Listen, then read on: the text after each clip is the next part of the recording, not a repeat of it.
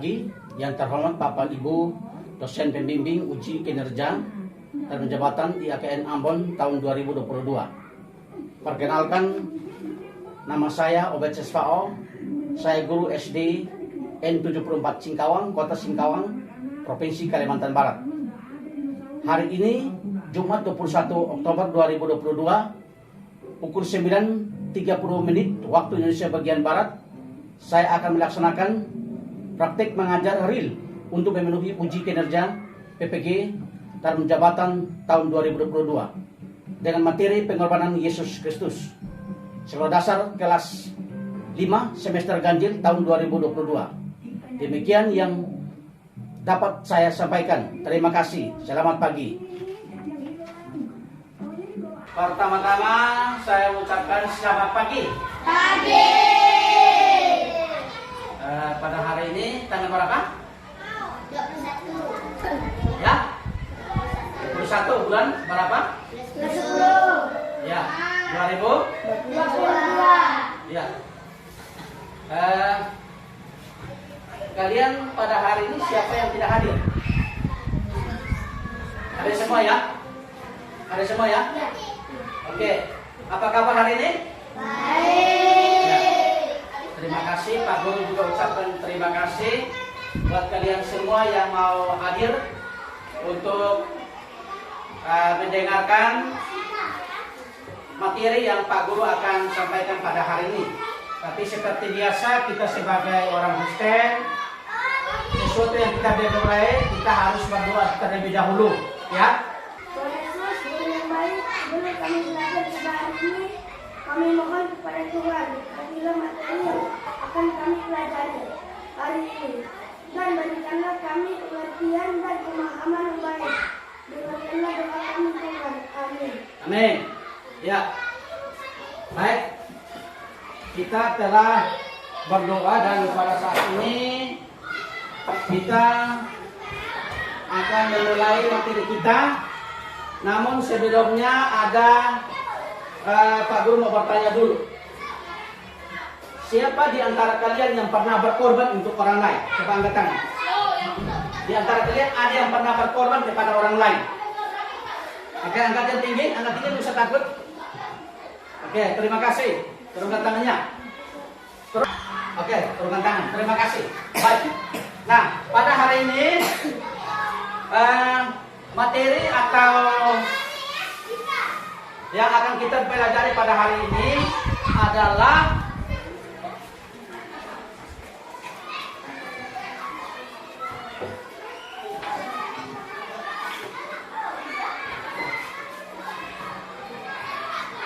ya, sidang dulu ya.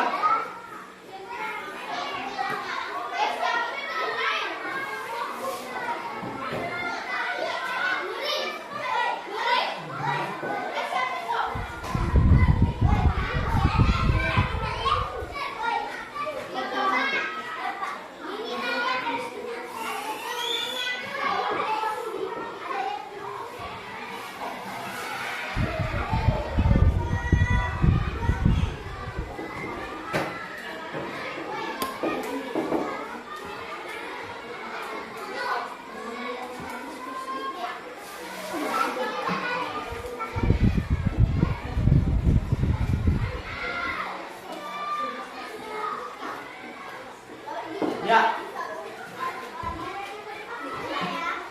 Jadi hari ini materi yang kita akan pelajari bersama yaitu pengorbanan Yesus Kristus. Ya. Baik.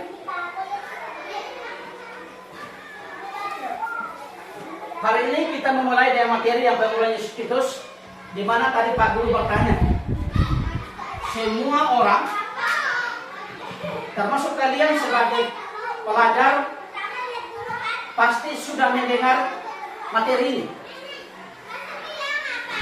baik di sekolah maupun mungkin kamu mendengarkan lewat berita di televisi, mungkin juga sering kamu buka ada punya HP sendiri, mungkin ada di YouTube, ada di TikTok, ada juga di situ menceritakan tentang bagaimana pengorbanan Yesus. 5 poin yang hari ini kita akan pelajari. Jadi poin yang pertama adalah siswa dapat menjelaskan arti pengorbanan Yesus Kristus. Jadi kalian harus mengerti pengorbanan itu apa? Pengorbanan. Ya. Jadi pengorbanan itu adalah Kristus yang rela mati di kayu salib demi untuk menebus dosa manusia. Terutama kita diharapkan atau diingatkan supaya menjauhkan diri daripada kejahatan atau hal-hal yang bersifat kejahatan. Ya, itu memberikan satu pembaharuan untuk kita sebagai orang percaya. Nah, pada hari ini perlu kalian ketahui ada hal yang Pak Guru akan tunjukkan. Di sini ada gambar. Ya, ada terus melalui karya kreatif berupa puisi dengan tema bagaimana Yesus Kristus di kayu salib, siswa dapat mendaftarkan tindakan berkorban bagi orang lain sebagai wujud mengikuti teladan Yesus Kristus. Yang keempat, siswa dapat menyatakan tekad untuk mengikuti teladan Yesus. Dan yang kelima adalah Kristus. Dengan itu berarti sesuatu yang kita korbankan kepada orang lain yang berharga, sesuatu yang berharga kita relakan kepada orang lain. Ya. Jadi kalau menurut Alkitab bahwa pengorbanan Yesus Kristus yang rela mati di kayu salib yaitu demi menebus dosa umat manusia dan diharapkan menjadi peringatan bagi seluruh umat manusia. Ya. Jadi ketika dia sudah menyalibkan dirinya, ditangkap dan dia disalibkan, maka dia menanggung segala kejahatan kita. Ya. Yang pertama kalian lihat di situ pengertian pengorbanan Yesus itu sendiri. Yang tadi saya katakan di situ bahwa artinya sebagai simbol. Ya. Ya. Salib itu sebagai simbol. Jadi simbol itu adalah, kalau di dalam kamus besar bahasa Yesus, simbol itu adalah lambang penderitaan Yesus, lambang pengorbanan Yesus yang dilakukan oleh Tuhan Yesus untuk mau memerdekakan kita, mau membebaskan kita daripada pelanggaran. Ya, jadi itu dia. Bisa dilihat di situ. Yang pertama itu pengertian daripada pengorbanan. Ya. Pengorbanan dari Yesus Kristus yang rela wafat di kayu salib, yaitu demi menebus dosa manusia, umat manusia, dan diharapkan menjadi peringatan bagi seluruh umat Kristiani untuk menjauhi semua perbuatan dosa. Selain itu, kebangkitan dari Tuhan Yesus juga diartikan sebagai simbol. Jadi simbol itu artinya tanda, ya. Kalau di dalam kamus besar Indonesia itu apa? Tanda. Simbol ini berasal, kalian bisa lihat di situ. Makna penyaliban Tuhan Yesus yang pertama adalah dosa kita diampuni oleh siapa? Ya, dosa kita diampuni oleh siapa? Ya, oleh Allah. Tidak ada orang yang berbuat dosa dan tidak bisa diampuni. Jadi Tuhan itu baik. Kalian dan Pak Guru yang melakukan kejahatan, tapi Tuhan yang menanggung. Tuhan yang bersedia untuk berkorban untuk membebaskan kita daripada kejahatan. Nah, yang kedua adalah di situ hubungan kita dengan Allah dipulihkan. Jadi ketika Tuhan disalibkan, Tuhan berkorban, dia mati dan dia bangkit, maka manusia yang tadinya berdosa itu kita dipulihkan. Artinya kata dipulihkan ini artinya kita diberikan pengampunan dan kita keluar daripada kegelapan dan dosa. Hubungan manusia dan Allah terputus dan memisahkan manusia dengan Allah. Yesaya 59 ayat 1 dan 2. Ya. Jadi hubungan manusia terputus. Jadi pada waktu manusia pertama, kalian ketahui di manusia pertama adalah Adam dan Nah, kenapa kita terputus hubungan kita dengan Tuhan? Ada penyebab apa kira-kira? Hah? Kenapa kita hubungan kita putus dengan Tuhan? Mengapa kira-kira? Hubungan kita putus dengan Tuhan. Mengapa? Karena apa? Hah? Karena dosa memisahkan ya, itu karena pemberontakan kita. Kita merontak sehingga kita pisahkan, ya. Ya. Yang berikutnya yang ketiga, kita dibebaskan dari kematian kekal. Roma pasal 6 ayat 23. Coba lihat di situ. Coba kalian lihat di Alkitab. Roma pasal yang ke-6 ayat 23. Coba siapa yang cepat boleh bacakan? Bacakan. Yang suara yang keras. Sebab dosa ialah maut, tetapi karunia Allah ialah hidup yang kekal dalam Kristus Yesus Tuhan kita. Iya. Jadi di Roma 6 ayat 23 itu sudah jelas bahwa hidup yang kekal itu didambakan oleh semua orang atau tidak? Kira-kira siapa yang nggak mau masuk ke dalam kerajaan surga? Siapa yang tidak masuk? Siapa yang nggak mau? Ada nggak yang tidak mau? Semua orang pasti mau masuk ke sana, ya. Yang tidak mau angkat tangan. Ada nggak yang nggak mau? Ada nggak yang tidak mau masuk? Semua pingin, ya, untuk masuk ke dalam apa? Kerajaan surga. Ya, kerajaan surga itu tempat yang apa? Kekal. Tidak ada lagi yang namanya siksaan. Tempat yang aman, tempat yang bagus bagi kita semua. Ya. Yang ketiga, kita dibebaskan dari kematian. Ya. Jadi yang ketiga itu, kalau kita sudah dipulihkan, kita bebas dari kematian. Ya, situ.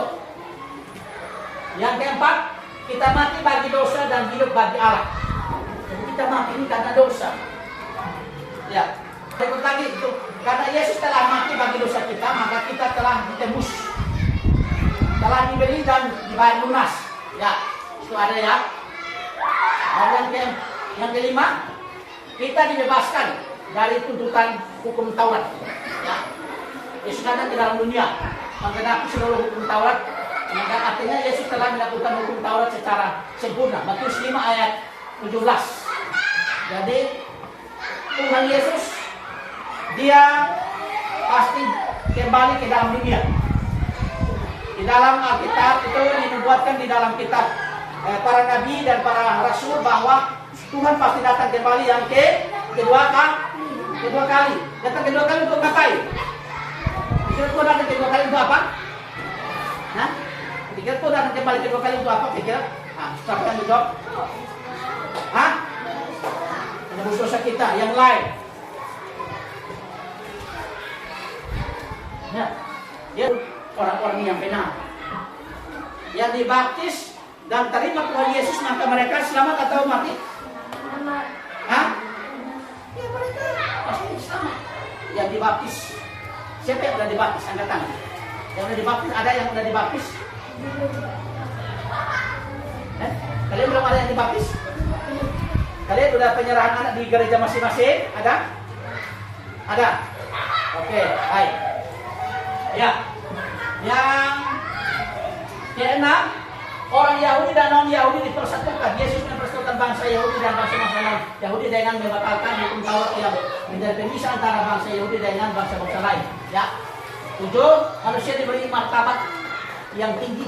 Ya, jadi ketika Tuhan datang ke dalam dunia dan Dia sudah menebus dosa kita, maka kita diberikan apa?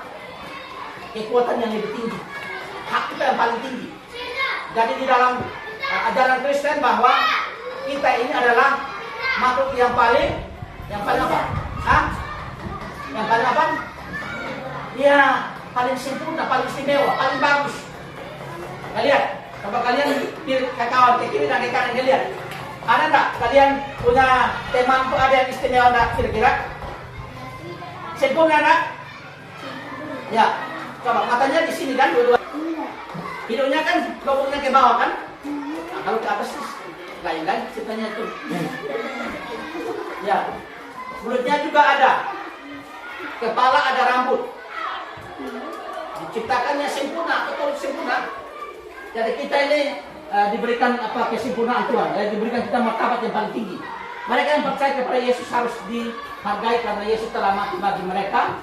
Jika Tuhan menganggap manusia sangat berharga, maka kita pun harus menghargainya. Kita menghargai manusia karena Kristus telah mati untuk dia. Ya. Jadi apa namanya? Antara kalian dan sesama, entah di situ, ya. dari pengorbanan Yesus Kristus, kita sebagai manusia juga harus berbuat baik kepada sesama teman. Jadi ada dituntut. Tadi awal Pak Guru bilang siapa yang sudah berkorban kepada teman? Ada yang sudah angkat tangan kan tadi kan? Terus sebaliknya, siapa yang sudah mendapat pengorbanan dari orang lain kepada pribadinya? Ada yang sudah angkat tangan juga. Ya. Nah di sini dituntut ini. Ini ada beberapa poin. Ada 7 poin. Yang pertama adalah menolong teman yang sedang kesulitan. Jadi kita orang beragama ini tidak boleh egois. Tahu egois? Tahu egois Kak? Apa itu? Hah? Egois itu jangan pentingkan diri sendiri. Berbagi rasa dengan orang. Kalau kamu minum air, kamu minta dulu, aku haus tahu. Kamu ini masalah udah pakai air di rumah. Mampus kamu, tidak boleh lah. Sebagai orang yang percaya kepada Yesus, berbagilah. Mungkin hari ini saya bagi, tapi besok nggak usah lagi ya, kamu bahas orang ya. Atau mungkin kesusahan teman lain. Sementara mungkin Pak Guru suruh nulis, ketahui pokoknya tidak ada. Ya udah, aku pinjamkan kamu satu ya. Tolong teman dan sudah. Ya. Yang berikut, menolong, tidak berbicara dan berlaku kasar pada teman. Siapa yang sering berkelahi? Ada kalian di kelas ini ada yang berkelahi sampai dipisahkan parolan? Ada? Nggak pernah ya? Tapi ada di antara kalian semua ada yang pernah berkelahi? Jujur aja. Anak Tuhan nggak boleh bohong, jujur. Oke, turunkan tangannya, bagus. Berkelahi itu bagus atau enggak? Tidak. Kamu jauh, tapi tidak boleh dilakukan. Tuhan udah mengasihi kita ya, kita harus mengasihi orang lain juga. Itu perintah Tuhan ya, bukan perintah Pak Guru dengan parola. Perintah Tuhan itu. Ini kata meminta maaf ini paling sulit orang lakukan. Adik kamu pernah memaafkan orang? Pernah? Dalam hidup kamu? Apa? Kira-kira waktu kamu minta maaf, berikan maaf kepada orang lain, apa dibuat terhadap dirimu? Apa kira-kira? Berkelahi. Terus dia minta maaf dengan kamu maafkan dia. Berarti udah betul. Jadi memaaf itu penting. Tuhan aja memaafkan orang lain yang punya orang lain. Ya kita sebagai pengikut Tuhan ya harus juga kita juga memaafkan orang lain lah. Jangan egois. Begitu kamu buat salah dia orang dia bilang mohon maaf ya, sorong tangannya, terus kamu bilang tiada maaf bagimu sampai kapanpun saya tidak maafkan kamu. Tidak boleh. Ada yang paling marah kan? Oh saya tidak maafkan kamu. Kamu ini jahat dengan saya tidak maafkan kamu. Tidak baik. Tuhan Yesus aja memberi maaf kepada manusia, betul? Ya Tuhan aja memaafkan orang yang berdosa, orang yang bersalah. Ya kita juga harus demikian.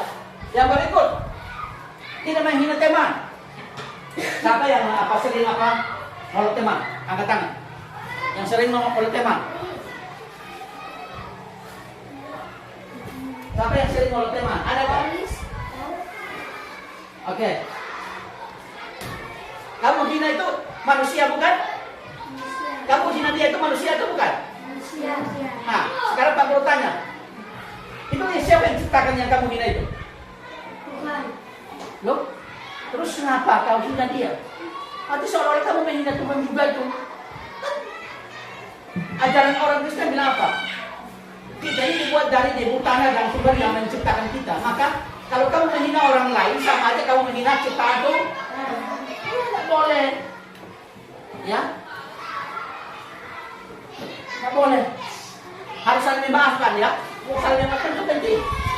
Tuh, tak boleh hina orang. Yang berikut, hidup rukun antara teman. Hidup rukun artinya apa? Tidak berteman.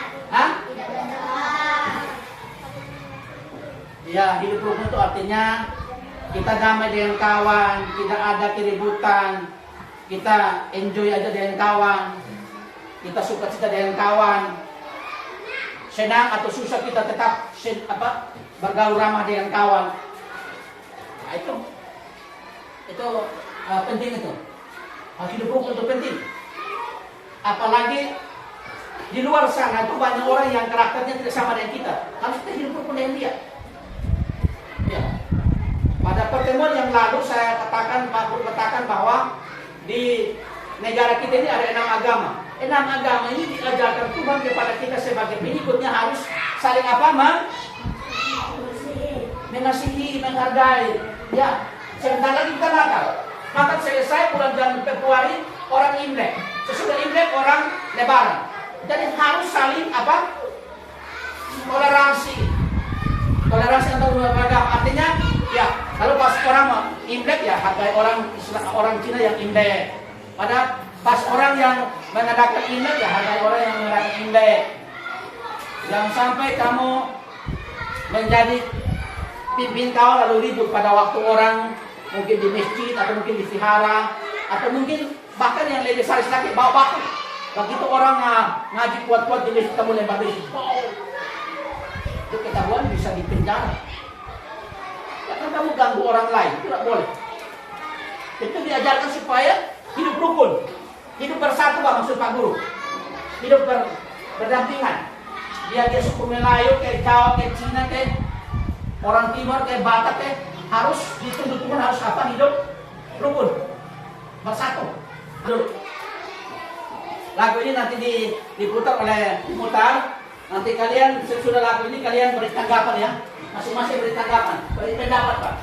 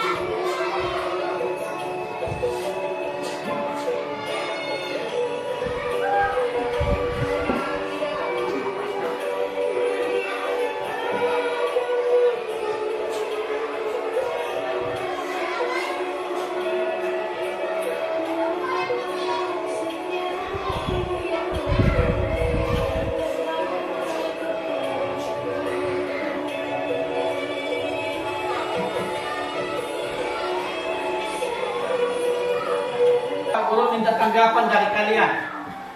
Sesudah kalian nonton video ini, apa yang terpikir di otak kamu? Beri tanggapan. Berapa beri masing-masing? Ada 10 orang kan? Minimal 4 ke 5 orang beri tanggapan tentang video yang Pak Guru udah putarkan di sini. Ya?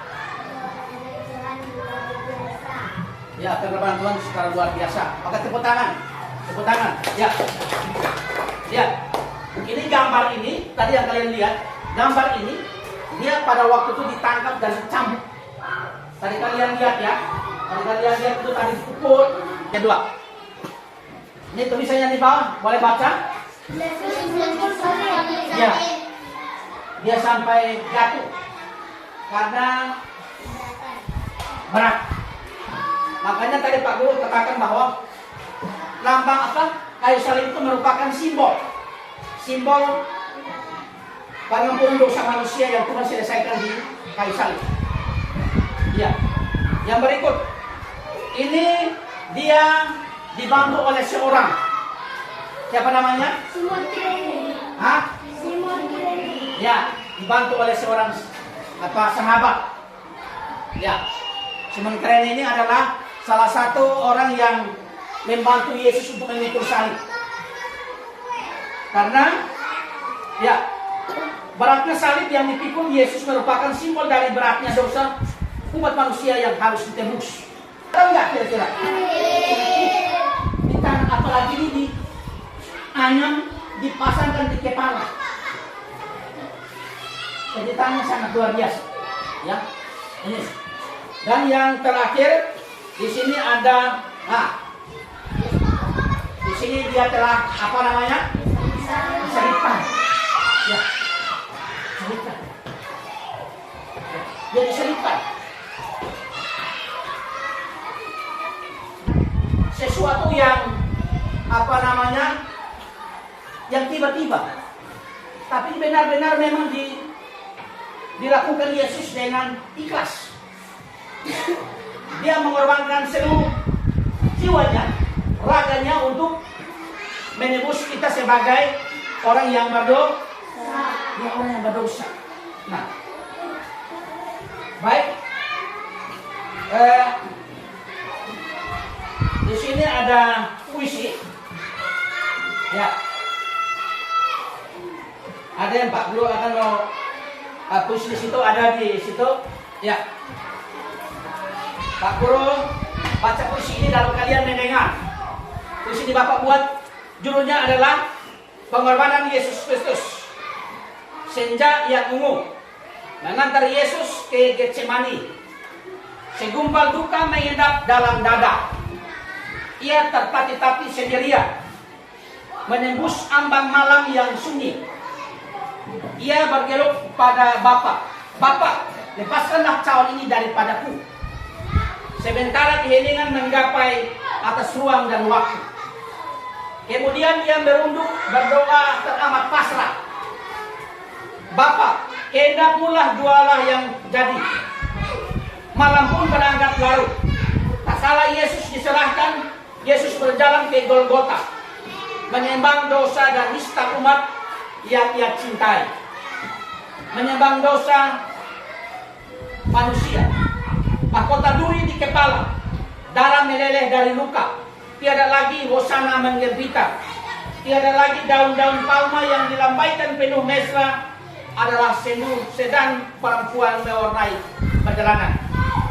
Dari bukit itu ia berseru, "Ya Bapa, ya Bapakku, mengapa engkau meninggalkan aku sendirian?" Mentari pun menjadi kelam, bumi juga kelam, segala hitam kelam. Kemudian, Bapa, sudahlah genap. Amin. Ya, ini ada.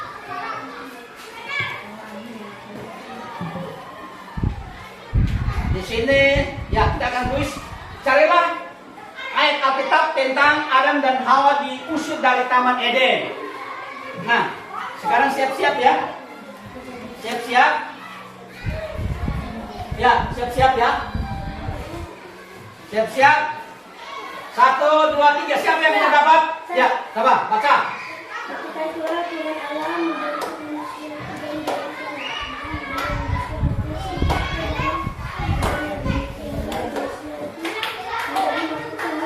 Ya, oke. Tepuk tangan.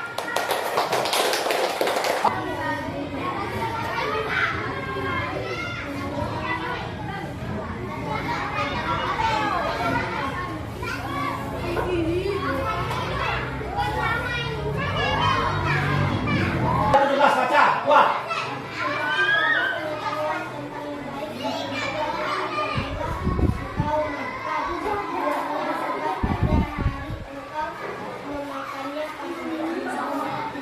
Oke, yang berikut lagi Kejadian 2 ayat 20. Cepat. Kejadian 2 ayat 20, cepat. Kejadian 2 ayat 20. Ayo. Ya, yang kedua baca boleh. Baca ulang kuat. Ini sudah baca di sini.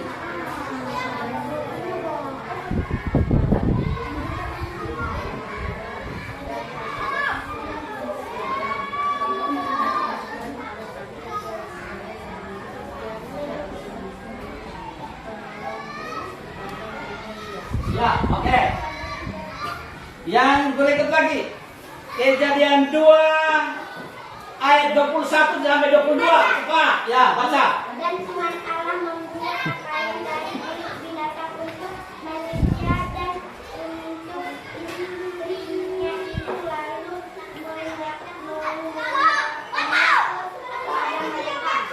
Ya, yang berikut lagi 32 lagi ya. Kejadian 3 ayat 3 sampai dengan 5. Cepat, siapa? Ah ya, baca. 3 sampai 5. Kita apa ini?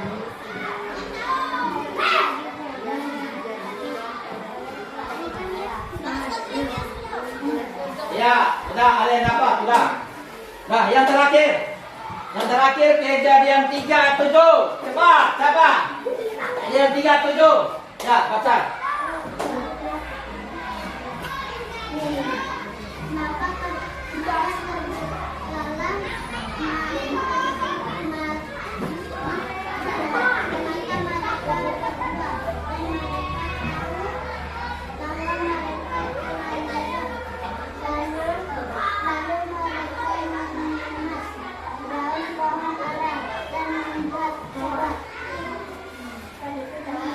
Ya, oke, baik. Ya, tidak dapat membaca pun Pak Guru tetap kasih ibu poin. Tapi ini kan Pak Guru buat supaya kalian semangat, ya. Kita bergolong untuk kita yang berdosa. Yang lain.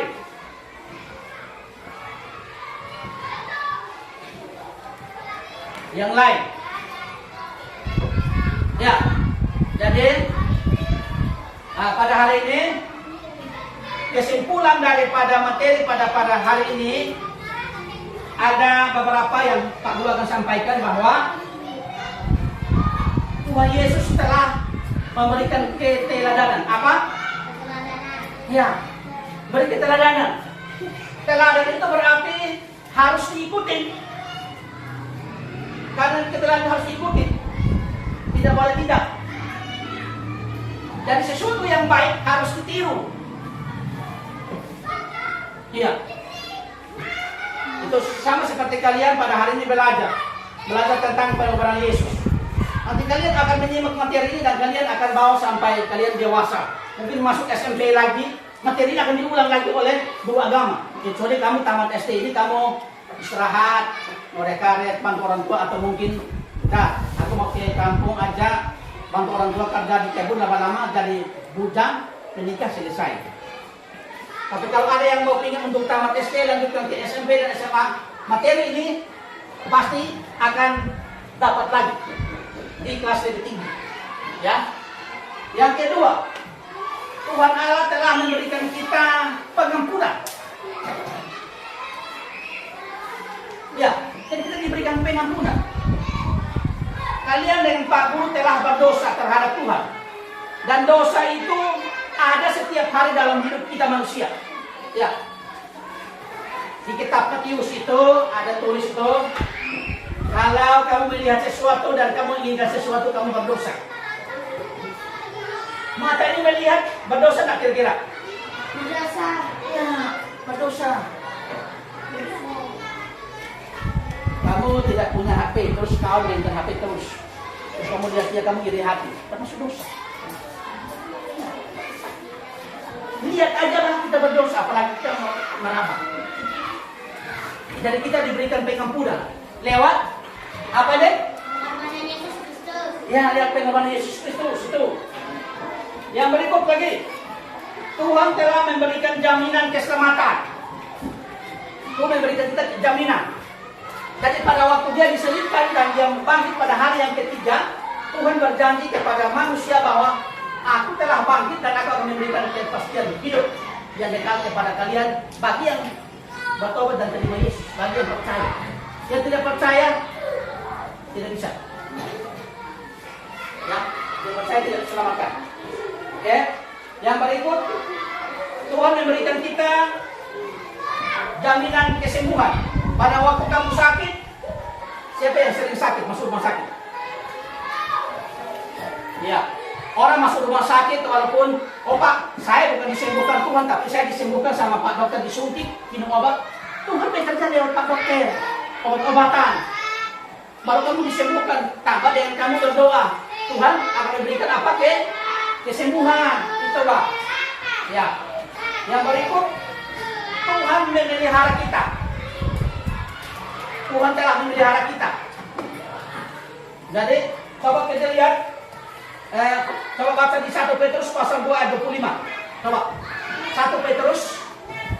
Kitab 1 Petrus ini kitab perjanjian baru.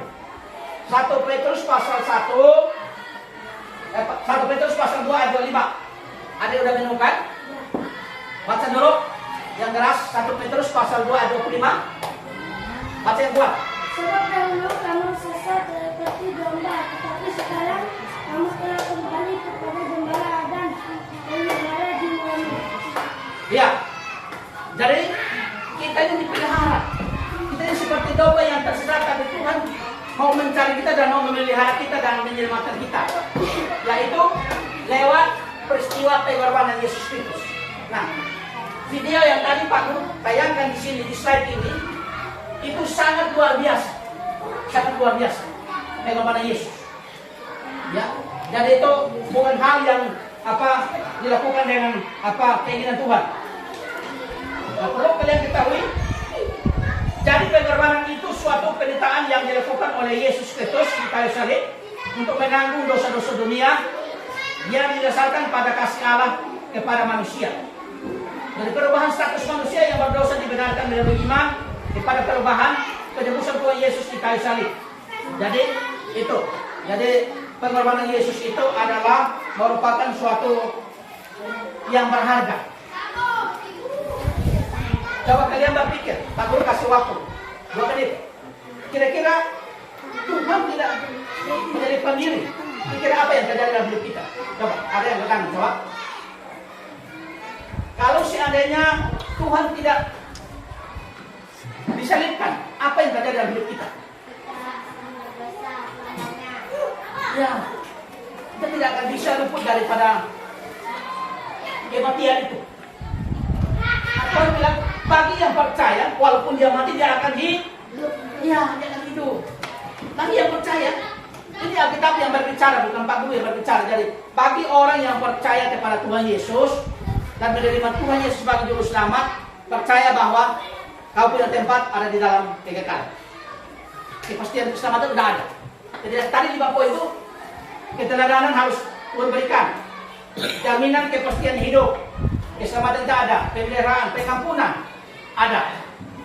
Ya, jadi lewat pengorbanan Yesus Kristus itu kita diberikan satu pemahaman supaya kita ini yang harus sebenarnya menanggung beban kita untuk orang lain. Tetapi Tuhan mau supaya dia yang menanggung. Ya.